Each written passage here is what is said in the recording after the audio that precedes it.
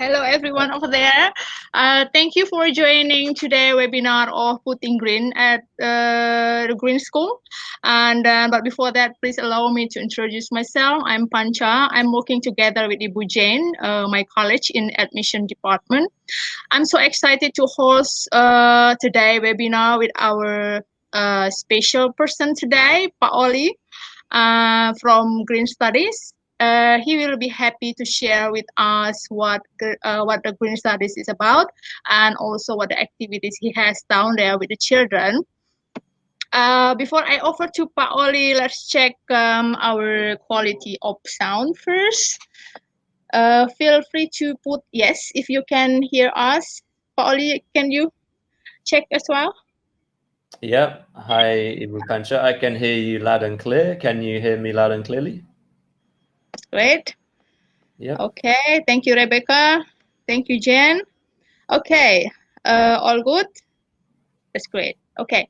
So, as you know, that today webinar is 45 minutes long webinars. I know it's a limited time, but we would love to hear from you as well. So feel free to put questions on your chat box, and then we will be doing our best to answer your question today. And if we cannot go through all the questions, we will be responding you through emails and then forwarding to the right person to answer it if it is not about Green School, Green Studies or admission things. So, Pak Olly, I offer to you now your time. Okay. Thank you, Ibu Pancha. Hi, everyone. My name is Pak Olly. It's in Green School. We are known as Pak or Ibu to honor the Indonesian formal way of addressing an elder. So I am Pak Olly for this meeting. Nice to meet all of you. Just a slight correction. I am not the Green Studies teacher. I am the science teacher for primary. I'm the science teacher. We have a different Green Studies. We actually have two different Green Studies teachers, but they are not here today. However, I am able to paint some of a picture of Green Studies at Green School. Because there is a relation, quite a close relation at times, as you can imagine, between science, sustainability, and green studies. But just to reiterate, I'm actually the science teacher for primary. So I'll introduce myself and I'll talk a little bit about science and move on to green studies, and then we can open up for some questions and answers. So this will be the end of my 6th year at Green School. I joined in 2015 as a homeroom teacher. When I joined Green School, homeroom teacher is like class teacher. For those of you who don't use homeroom teacher, it's the classroom teacher. And in primary school, the classroom teacher looks after the primary students for the majority of their day, and will typically teach literacy and numeracy, Bahasa Indonesia with our Indonesian co-teacher, because there's always expat teacher and Indonesian co-teacher in the same class. So literacy, numeracy, Bahasa, and up until 2.5 years ago, we would also teach science, social studies, history, geography, kind of all combined within the learning of what we call a thematic. A thematic is like a unit of inquiry, if you like to call it that. So it would be a unit with a theme, and inside that theme there would be elements of all the different specialities that you could imagine in teaching. We also have the specialist teachers, okay? Sports, PE, drama, music. Green Studies, when I joined Green School, Green Studies already had a specialist teacher for Green Studies who would visit all of the classes, or rather, all of the students would visit the Green Studies teacher and the campus. And then I'm sorry to pause. I'm getting quite a lot of background interference. I'm not sure if that's the same for you, Pancho. It's like I can hear conversations in the background, so I'm getting a little bit, my thought track is, I'm not sure if that's, anyway. So where was I? Green Studies Science. Okay, so I was a homeroom teacher for 3 years. And in 2017, 2018, that academic year, our science department was open. Because I have a degree in marine biology, my bachelor's of science when I was a student, I have that background and that passion, that interest. So I was asked to be the person who ran the science lab at Green School. For the last 10 years, I've been living in Indonesia.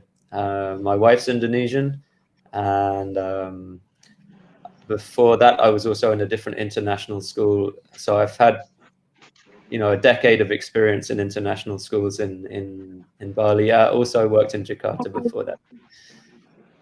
So let's go back to the science lab, the inception, academic year 2017, 2018, with the view to be hands-on, an area of the school which is dedicated to hands-on experiential science learning.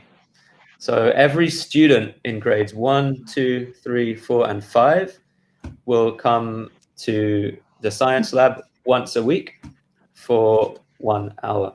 So every student, that's about 200 students, they all get 1 hour of science with their class. So the whole class will come. That's typically 15 to 20 students. And we will have a science session with a little bit of theory and discussion, but mostly experiential, hands-on. And our head of learning at the time, Ibu Leslie, who has now moved on to head the GSSO, the sort of global side of Green Schools. But at the time, she was our head of academics here in Green School Bali. And she really wanted that science lab to give students that real passion, enthusiasm, experience. She said at the time, the prerequisite was it had to be fun, it had to be engaging, hands-on, and skills-based, okay? And that's still true till today. It's still fun, it's still engaging, meaningful, and experiential and skills-based. Okay, so you still have all of that, but we have developed, of course, along the way, and I will talk more about that. Yeah, so let's talk about thematics and green studies, and then if you have any questions about science, I can talk more about that. Am I okay for time, Ibu Pancha? Would you like me to continue? Yes, please. Okay. Just to go rewind 1 minute. The skills in science. So we have, I don't know if you guys all know already or not, but we have 9 fundamental skills which persevere throughout all of the learning at Green School, from kindy all the way up to high school. Okay, so those will be things like communication skills, thinking critically, thinking as a problem solver, thinking in systems, adapting, okay, all of those, being aware, taking action. If you ask any student, they should be able to recall the 9 Green School skills. And those underpin all of the learning across the school, including science. Of course, we also have the skills in the scientific method, such as hypothesizing, questioning, making a method, executing an experiment, so on. Analyzing it, recording it. So those skills also. This is just to clarify. You may be asking, like, what skills? And then, of course, you have so Green School skills, scientific method skills, and then discrete specific skills that you get in each class. It could be something just as simple as learning how to pour something effectively, learning how to read a measurement, take a measurement with a liquid, like checking the meniscus, fine motor skills, like if you're learning how to use a pipette. And so those are the range of skills that we talk about in science. Previous to science, green studies always existed, right? As far as I'm aware, it was there when I joined Green School in 2015 because it was fundamental to part of Green School, green science and sustainability. And even though I have not been directly a green studies teacher, what I can say is it's where students get their ecology. I think that's the best way I can sum it up. It's where you get your ecology. And excuse me, what do I mean by getting ecology? Well, actually, I took that term from an interview I watched about a scientist called James Lovelock, the person who sort of discovered, if you like, Gaia theory, that our planet is a self-sustaining entity and capable of its own regulation and homeostasis. And he said one of the things that made him become a scientist and care so much about nature and the planet and develop this Gaia theory is because when he was a young boy, I think it was his grandfather, he said, I can't remember if it was his father or his grandfather, he used to go out into the downs, the part of England with all the hills and the trees, and they would spend time just together in nature with an elderly figure, a more knowledgeable figure, being his father or his grandfather, sorry, I can't remember, who could teach him about nature and just be in nature, learn about nature, enjoy nature, learn from nature, experience. And really, that's what I see happening here at Green School in Green Studies. The students are outdoors for the entire lesson, which is usually 1 hour. They are exploring nature. They are thriving in nature. They are enjoying themselves. They are learning to be what we call ecophilic, so lovers of nature. They may be learning about the rice cycle. They may be growing rice. They may be growing cassava, cultivating cassava, making their own compost, going on nature walks. Still good, Pancha? Yes, all good. So Yep. maybe if you're happy, we go through the question as well at the same time. Yeah, sure. So I I've had been talking a lot. someone asked me through emails, just asking that if I'm not sure why he doesn't sign into the webinar, but just having the questions with me now. You said that the Green Study schedule 1 hour, 1 week per child. Is it possible for them just like half hour with their age group and the other half hour with another younger or older in primary group? Okay.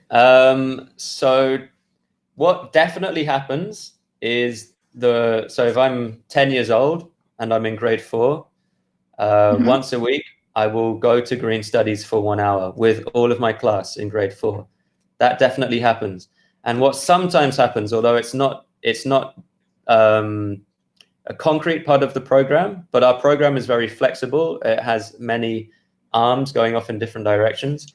We have one program called Teman Teman, and Teman Teman in Indonesian is like friend, and that is actually about crossing different learning neighborhoods and age groups in the school where there can be some interaction together. So it's actually possible, yes, that the Green Studies will happen with some mixed age groups, although it is not built in, as far as I'm aware, into the weekly schedule. Although I remember not that long ago, there was a kind of Green Studies festival, and that was all of the students from primary, all down in the homestead. The homestead is down by the river. There are gardens there. There is the river. There's a lot of vegetation, a lot of small gardens for growing things, and the students had a celebration of their learning with the Green Studies team, and that was 200 students, and they were all mixed up doing different things. And there was also an element of entrepreneurship, which can appear in many forms in Green School and in different subjects too, not just Green Studies, but there was an element of entrepreneurship. And from what I remember, when I visited, students had collected their own seeds from campus, things, even just things they found thrown out, like orange seeds and chili seeds and tomato seeds, and they had rescued the seeds and grown them in their own compost. And some students were selling like an eggshell with compost inside and a little tomato plant, you know, and yeah, so that was one example of mixed age groups. Beautiful time for house visiting then. Do they harvesting their food as well with other adults, maybe local people?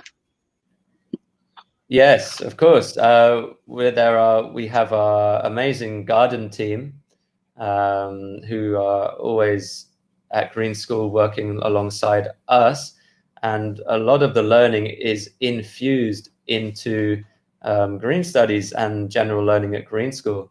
So Ibu Indra and Ibu Ariati are my two neighbors. They look after all of the gardens at Green School and the nursery, the seed nursery.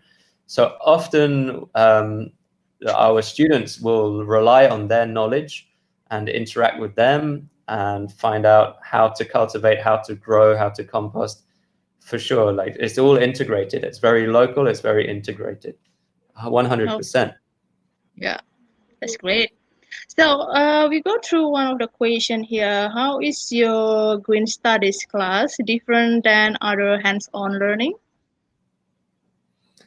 Well, just to remind you guys, it's not my Green Studies class, yeah. So it's hands-on, like you can, yeah. I mean, how's it different from other hands-on learning? Well, in this case of science, right, we might be doing some hands-on learning where we're learning about density related to temperature, and we have unfortunately, I can't share my screen with you guys. I wanted to have a few photos. I would just explain everything in a photo, but we might be doing some just non-green studies related stuff. Yeah, water density with temperature and color, 2 jars on top of each other, and the students examining that, and that's hands-on, right? Because the students they've got to go find the jars themselves. We heat up the water. We put the different food color in a different temperature water, and so on, etc., etc. And that's hands-on. But in green studies, they're hands-on, and they're digging up soil, and they're digging up cassava plants, and then they're taking them up, and they might be chopping them up, preparing them for some food. So I mean, everything that you do that's hands-on is like depends on what the context is, right? But green studies hands-on, like 100% hands-on. Often very muddy hands at the end of a green studies class. It's rare that on the day you send your kids to green studies, they come home with clean clothes on. Yeah, thanks, Pak Olly. Next question. I think this one is mostly for admission process. Is the school selective? Well, our school are open for any kids coming from different countries with different background, but we do have admission process in here along the year, which means starting with online application process there, which we will be in touch after your application submitted, and then we will be advising further on the next step. In terms of selections, the important point of admittance is the specific needs that the potential candidate would need at Green School. As you know, at Green School, we are doing our best in here, but as you know, there's nothing perfect. Green School is also not perfect. It's not 100% fit to everyone. So we learn through all the applications package to determine and then to build communication between the school and then the prospective family to find a best solution for their application process at Green School. However, as I said again, we are open for any kids to apply to Green School, but we do have the process there to in terms of selections, as long as all the required documentations and then supporting information are submitted, then we will be working together with our faculty and learning support specialists and other English language learning specialists as well to decide together as best candidates for Green School, and then Green School, which is best bet to the candidate as well. So it's interactive process along the admission process at Green School Bali. So next questions again for Pak Olly. Other than 1 hour a week of green studies, how is ecology and sustainability built into their learning? Okay, great question. So green studies is one way. Science is another way. Homeroom is another way. Yeah. iHub is another way. So homeroom is their classroom, and a lot of their units are focused. The homeroom teachers design the thematic, we call it, the thematic or the unit, but we say thematic. The homeroom teachers design the thematic often around sustainability. So there was one about using a different form of plastic at Pepito, so a local brand, a local chain of supermarkets, and the homeroom teacher took the students there and they investigated they researched into the types of plastic being used and what alternatives were.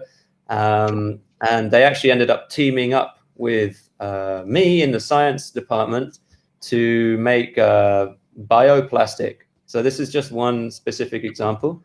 And we then teamed up with the Green Studies team. So Green Studies, the students would be growing cassava, singkong, we call it here in Indonesia, singkong. And then the cassava would end up in the science lab. And from the cassava, we would make it into a powder and mix it with glycerin and vinegar and water, mix it all up together, and essentially cook it into a dough of bioplastic. And then that was actually a really fun, good unit based on sustainability that went Green Studies, Science, homeroom teacher, and then out into the outside world. So it had a real attachment to the real world. And also they have the Innovation Hub in our school. The Innovation Hub is a separate kind of department where students have lessons scheduled into their weekly schedule. So if your child is doing their science lesson and their green studies lesson, depending on the time of the year, the scheduling, what the homeroom teacher can and can't do at that time, they will also schedule in this Innovation Hub time where they can go to this iHub. There's a digital printer there. There's the BioBus team there. The BioBus team are amazing. We have some young but very smart and very bilingual graduates, Indonesian graduates, who are running an essential oil distillation unit there. So students can actually go and learn how to plant their seeds, grow their patchouli, how to take cuttings from their patchouli, how to check the oil in the leaf, then how to clean the distiller and set up the distiller and distill their patchouli and get essential oil. And then that can tie into entrepreneurship and, selling the essential oil and making perfume and adding it to products. That's just one part of the iHub. There's a lot more. So it's built in so many ways here, sustainability into the learning. Even from John Hardy's initial 3 guidelines, his initial 3 guidelines. Let's see if I can remember them now. We use them all the time. Be local is one of them. You have to be local. The other one is let nature be your guide, and the third one is act in a way that makes sense for your grandchildren. Like do in the world what would be good for your grandchildren. So those are like 3 just fundamental principles for sustainability. And if you want to know more about some science sustainability projects, we have heaps of them, and we're constantly well, not heaps, but we are building into heaps. That's part of our journey. One of them was, so we did the cassava plastic, the bioplastic. We also did the banana fiber, whole unit on banana fibers. So in green studies, they were learning about the banana plant and the pseudostem and how to harvest it, and how it's a companion for different types of vegetables. And I'm not the green studies teacher, but they could tell you more there. And then in science, we were doing two things with that. First of all, we were taking the fibers, stripping the fibers off the stems, which you can get really long, like 2-meter long fibers if you know how to strip them. It's just students really liked that sort of tactile peeling off the fibers. We were drying the fibers, and then we were testing their strength, with a spring balance. Yeah, so you hook them up to spring balances and pull them until they snap. Boom. See how many newtons of force, and does it make a difference on their thickness, or if you weave them.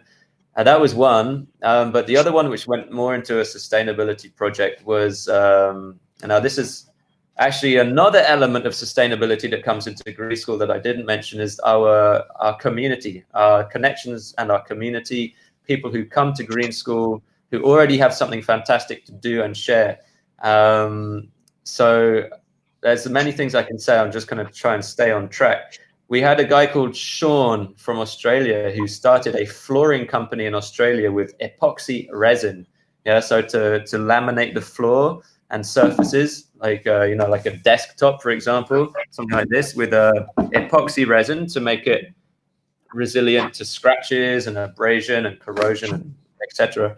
And then he developed, with a team of scientists in Australia, bio-epoxy, and it's 77% bio-epoxy. So if you know anything about epoxy resin, you have part A, you have part B. You mix them together. Part A, we're using 77%. It's all organic, derived from probably something like glycerin. I can't remember the name of his website right now, but it was amazing. He came to Green School. He wanted to be part of us, and he brought with him, and he had shipped, and it was waiting in Surabaya for 2 or 3 months, like a ton, literally, of bio-epoxy resin. So we found that with the banana fibers, what you can do is you can make paper.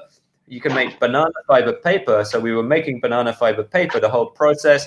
We went to a place in Ubud where they were doing it locally. We learned from them. And then when we dried it, we were combining it with bio-epoxy resin to make different things, right?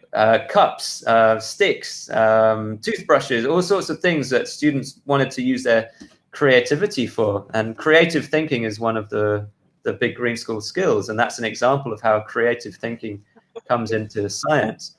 And before we go on to the next question, another example would be if you see any photos of Green School in the field, in the football pitch, the big field, we have a gymnasium, and then right next to the gym, there's this igloo style building, right? It's a white building. It looks like an igloo, which is, I think right now is that the media center now, Ibu Pancha? Yes, there's media center now. Media center, and we call this the Oros Hub. We call it the Oros Hub. And what's really special is we had a guest who stayed with us for 6 months, a French architect called Xavier, and he was an expert craftsman, and his expertise was in earth bags, using earth bags. So we locally sourced the right type of earth with the percentage of sand, clay, silt. It has to be the right percent. And he was building the earth bags with all of the students. So they had their green studies, they had their science, but they also were going and building earth huts out of earth bags with local soil and learning how to pack it and just actually use it, apply it. Then in science, we did some earth soil science, and it's all, it's lots. Yeah. We would love to welcome everyone to visit the campus once the current situation ends. We hope very soon, so you all guys can see You all can see the beautiful building that Pak Olly just told you. The beautiful white clay building there, and then the other beautiful classroom area. And my background is the gardening behind here, and then I have a place behind there as well where our students doing another hands-on activities with the specialists and then our community team as well. So next question is okay, Pauli? Yep. Can you please show example of primary science? I'm not sure if you can answer. Then and upper school science and green school. If you have Yeah, I had. description about upper school doing about science as well. Yeah, I had some pictures and some slides, which unfortunately I cannot, not able to do some screen sharing right now. So I don't delve much into upper school science, but I know that they have obviously a good science department, and they do advanced chemistry, advanced biology, advanced physics.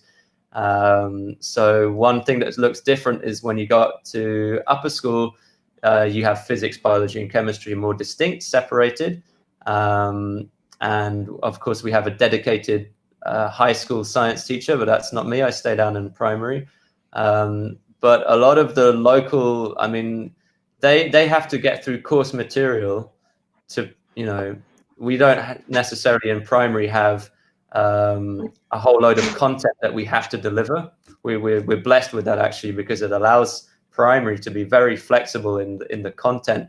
So if tomorrow we have, for example, Xavier coming in to do an earth building, we can set aside X amount of time and adapt and really make the most and capitulate on that time. And I know that upper school does a lot of that too, but at the same time, they have a course content that they have to follow.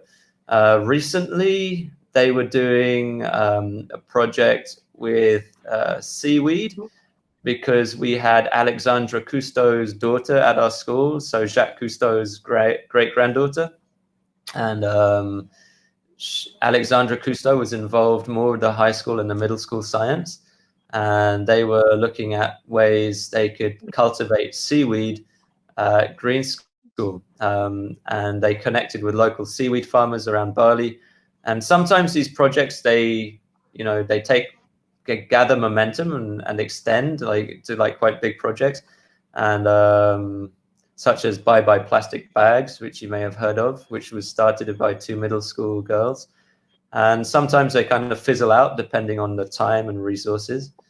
So that was one of the projects, the sort of sustainable projects that they were doing in high school recently. Yeah. Thanks, Pak Oli.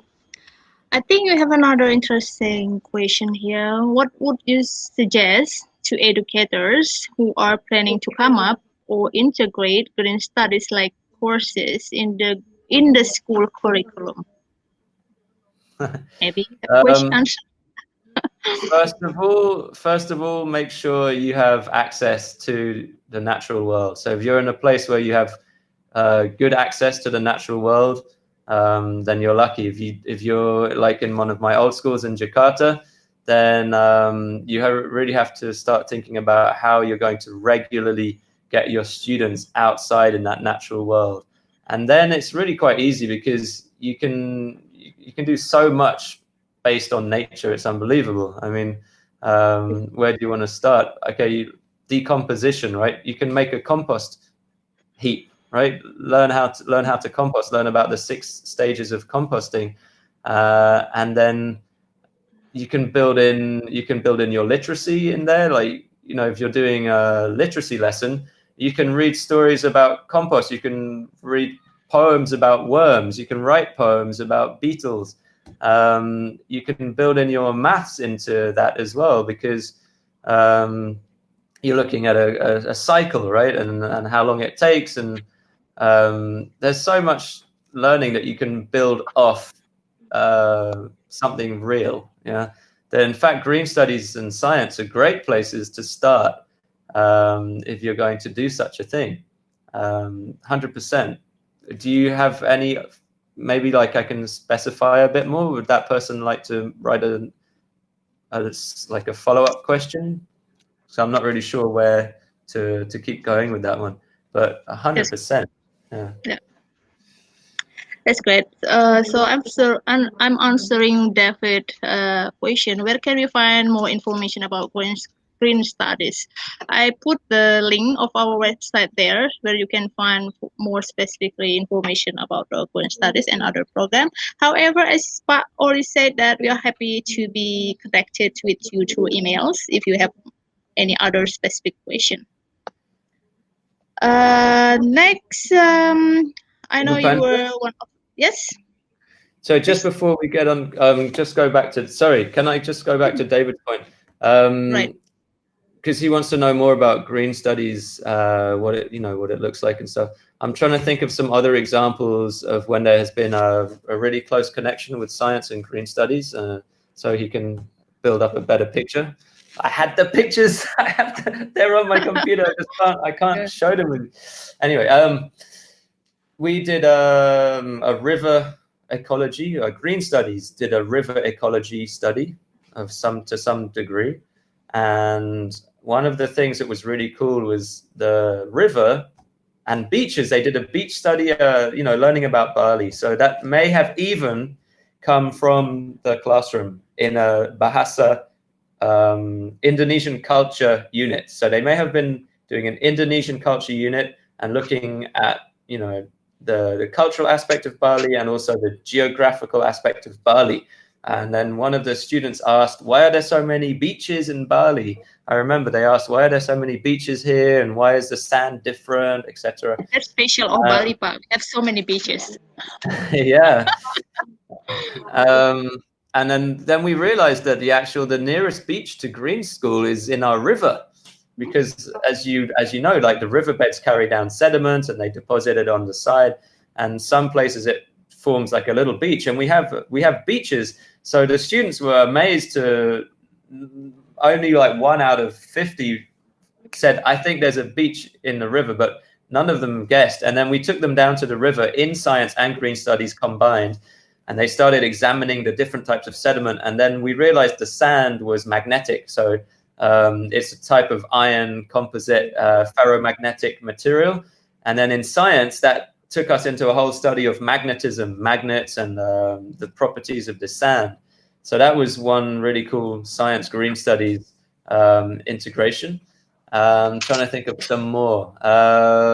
Aquaponics, there's a whole aquaponics system in Green School on our campus where you have the tilapia fish, in their basins, and then you have the pumps taking the water up to a bell siphon. It's a specific type of siphon that self-regulates the water level in the grow bed. So you have the fish, the bell siphon, the pebbles, the grow bed, and then you have the plants.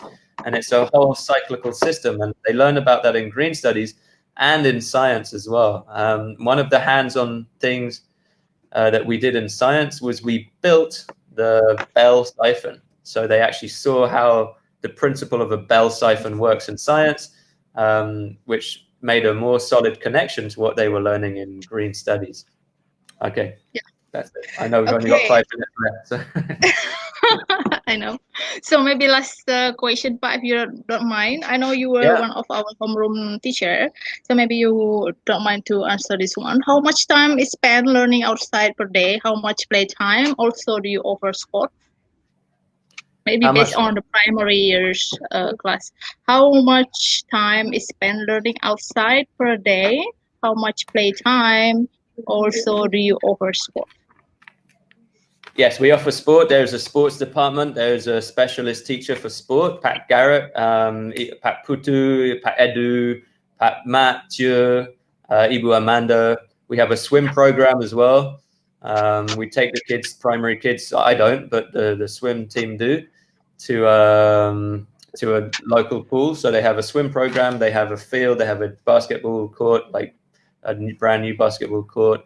So yes, there's a sports program, although to be honest, like after this COVID wave washes over us, I'm not sure what the school is going to look like, so I cannot answer that actually for the future. I don't know what the school is going to look like, how many people there's going to be enrolling, etc. I'm sure you can all understand.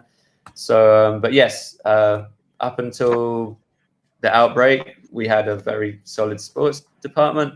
And then outdoor time, so the other two questions was how much outdoor time and how much playtime. Is that right? Playtime and yeah.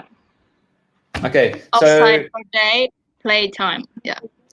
Outside. Okay, so let's do playtime. If our lessons start, or the lessons, I mean, it's more of a circle time, right? In primary, it's a circle time. The circle time starts at 8:15, right? Students have to be going to their class by 8 o'clock. So students who arrive at school at 7:30 or 7:40 or 7:45, a lot of them will just be in the gym or in the field. So they are already getting their cardio and they're warming up in the field, no pollution, gentle sunrise, really nice. Then they go to circle time, and circle time can last up to 40 minutes, half an hour. And a lot of the classes do a morning fitness, like a dedicated morning fitness program once or twice a week. So this is in addition to physical education. So maybe 3 times a week they're in the circle in the classroom and they're talking about whatever is topical at the time. And 1 or 2 times a week they'll be back up. They'll be doing a run around the campus, or they'll have certain activities set up. The teachers at Green School are pretty strong, robust, outdoor, healthy. So we always have the energy and the ideas for elaborating on that in the learning.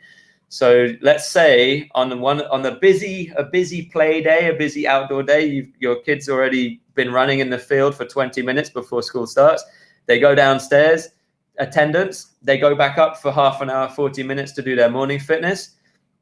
Then they might go to maths and literacy. Then at 10:20 to 10:45, it's snack time. So they're having their snacks, but a lot of them are playing again. They might come to science and green studies. They'll be outside the whole time in green studies. Then they have lunch from 12:25 until 1:15. So that's time for eating, and then again, time for running around. And if it's a really busy, sporty day, they may have PE on that day as well, in which case that's another hour in the gym doing volleyball or basketball or outside. And if it's a Wednesday, they have BSSA, which is Bali Schools Sports Association, which is an association of all of the international schools in Bali. They have sports tournaments and they go off and play against other schools and schools. So there can be a lot of playing and running around. Not to undermine that we don't have a lot of concrete learning as well, which we do.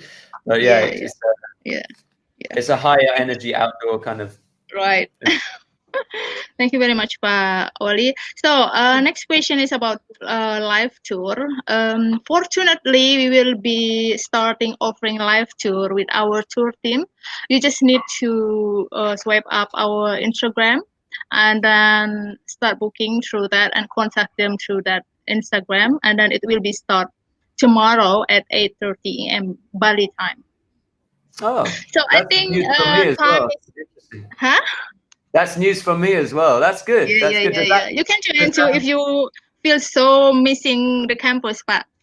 Yeah, why not? Yeah. So does that mean that the regulations are being a bit more relaxed now about people moving around and coming our tour team in here will be doing live tour for visitors who sign up through the Instagram or contact them directly. So they will be bringing camera around there, and then they just need to click a link that will be provided by our tour team to join that live tour. Okay, so anyway, our time up. So I just want to wrap up a little bit from admissions point of view. So we are still processing late application for August 2020. Of course, it's really depending on our current situation. However, we are trying to be flexible as possible and put the safety and healthy on top of everything. So please feel free to in touch with admission team if you are considering enrollment for your children, either for this coming school year or the following semester. And then I know Pak Olly has so beautiful pictures and something to share with you today, but due to the technical things happening in here, we are sorry about that.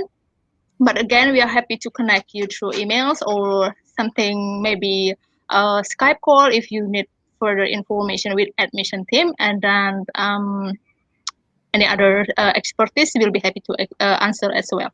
So, Pak Olly, thank you very much for your time.